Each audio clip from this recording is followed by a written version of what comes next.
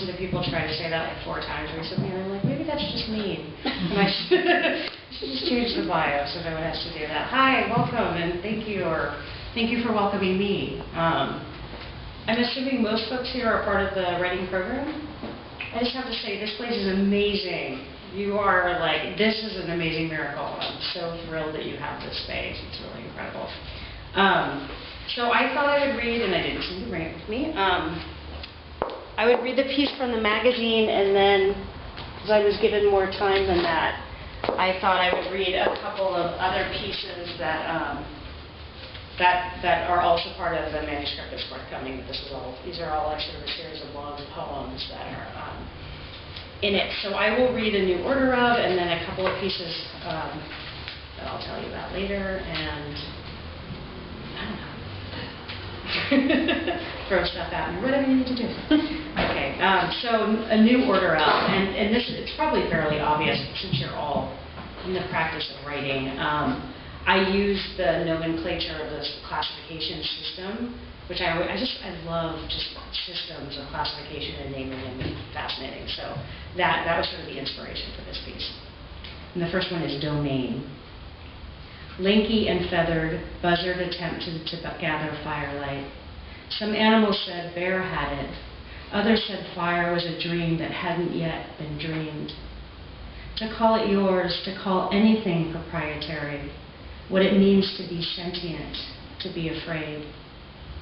Spider thought her web into being.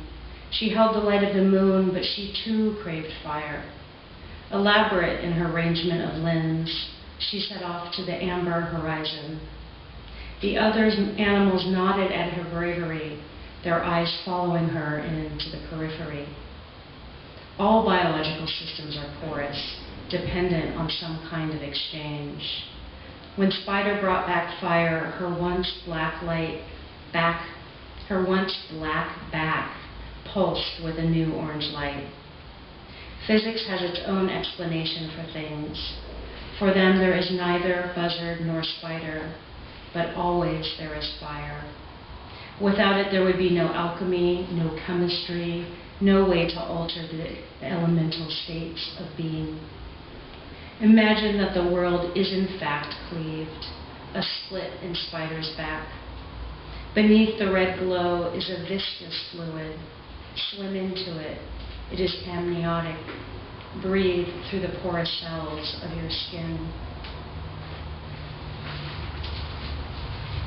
Kingdom. There are 4 families of primates in the New World.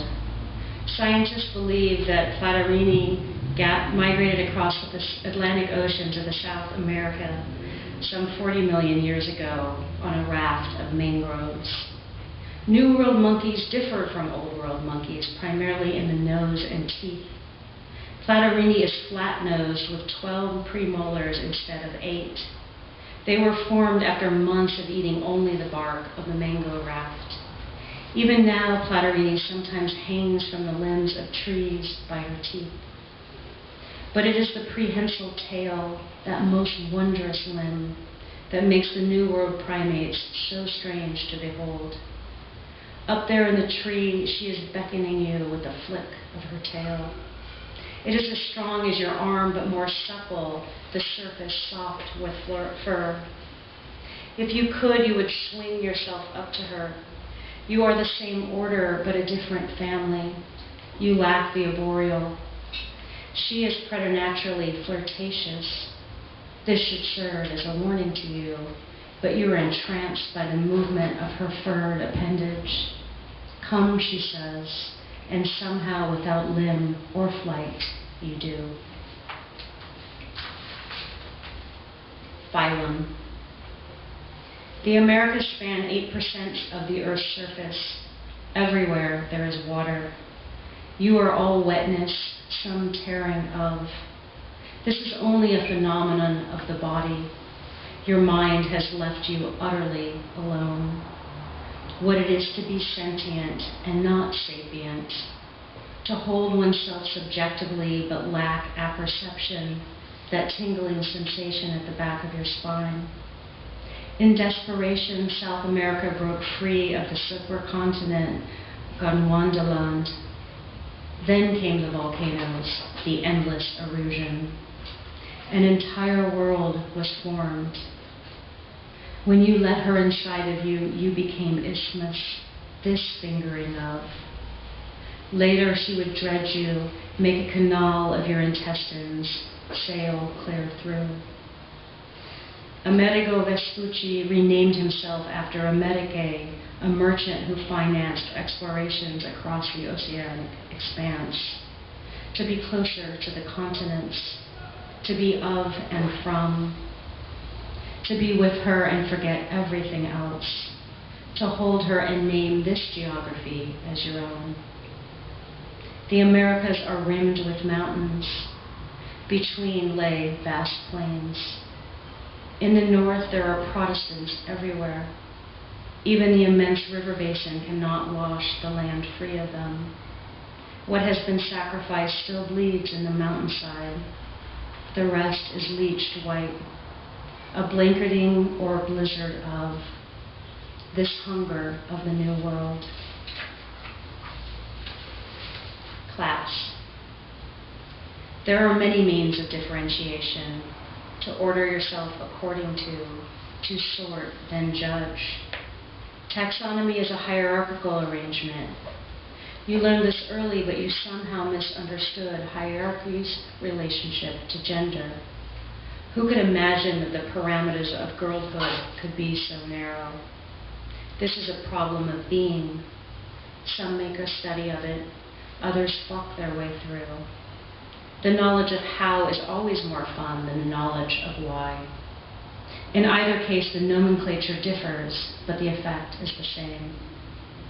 Pay attention to the color and the texture of your tongue. This is predictive.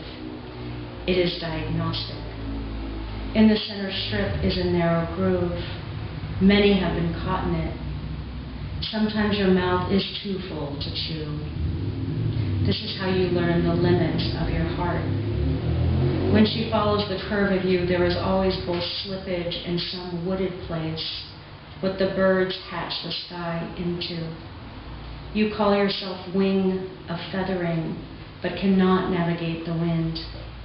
Any impediment really is enough to make you forget your own classification. Without order, there is always some confusion about cause and effect, but you will always have metaphor. Somewhere in this juxtaposition is the capacity to transform. Your tongue riot with. Each exhalation, the birth of another century, its violent form.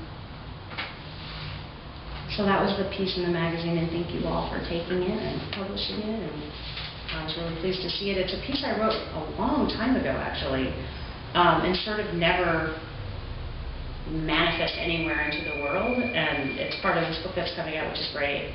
And it was the first time it's actually been published, so it was really exciting, and thank you so much. And then the only thing else I thought I would read is two pieces that sort of blanket it, which are called Worst Case. And since you're writers, I think talking about process is kind of fun, so I'm going to talk about process. So I was married, and my partner at the time received for Christmas a book that was like this big, that was from like the 1970s, and someone got it at a thrift store, called Worst Case Scenarios, and it was literally like how to survive these things that you never imagined that would happen. And like my favorite was like getting locked in a trunk. And I was like, who even worries about that? You know, like, it didn't even occur to me that I needed a plan. So there apparently there needs to be a plan, and they had one, and they shared it with you if you bought the book. So, or you found it in the thrift store for 50 cents. So these are sort of riffs on worst case scenarios. And these are they're from the series Worst Case Earth. Between dawn and dusk, each tree is distinct. The bark, the leaves, the spider web spun between the branches. If you close your eyes, you can hear them humming. The oak makes a sound several octaves lower than the pine. Alders are sopranos. Once it is dark, their voices blend. The trunks all look the same. The bats move in a way that confuses you. They hear their way through the darkness. You rely on sight. Follow the howl of the coyotes. They prefer open vistas. If you are lucky, they will call forth the moon, and in her white light you will feel safe. The next day will be easier. You will know that the night alone cannot kill you. Remember this when you find your way back to your car, your job, your life. The city is not absent of music. Open the apartment window, listen to the children playing in the schoolyard, the shouting of the couple across the way, the ambulance streaming past. When you close your eyes, you can still see the banks of trees, the dusk of leaves overhead.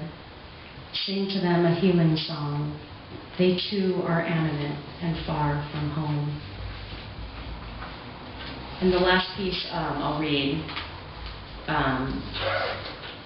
it was called at one point Seven Sides to the Story, and it was actually written about the bison that are in Golden Gate Park, which I'm thrilled they're there, and I'm super upset about it, and it's just a really intense relationship.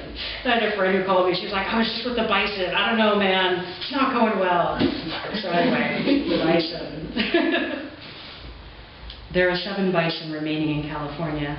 They live on the slopes of an excavated hill. At dawn, they cluster together on the western edge of fence. There is no mountainside for them to hide in. White buffalo calf woman gave the Lakota the sacred pipe. She was Wakan and could not be harmed by arrow or bullet. The people had other weapons. She gave them 7 sacred rituals and then disappeared into a white cloud of their disbelief. There are 7 bison and 36,457,549 people in California at the time I wrote this. I know we've grown. The largest terrestrial mammal in North America, the bison live in a paddock the size of a city block. Darkly furred and humped, bison can survive for up to 20 years. In captivity, their lives are more precarious. They suffer from alcoholism, poverty, a sickness of spirit. 60 million bison once roamed the grasslands of North America. There are 7 circling their pen. There is only one way to tell you this. We are endangered. Current rates of depensation make it unlikely that we will ever recover. Thank you.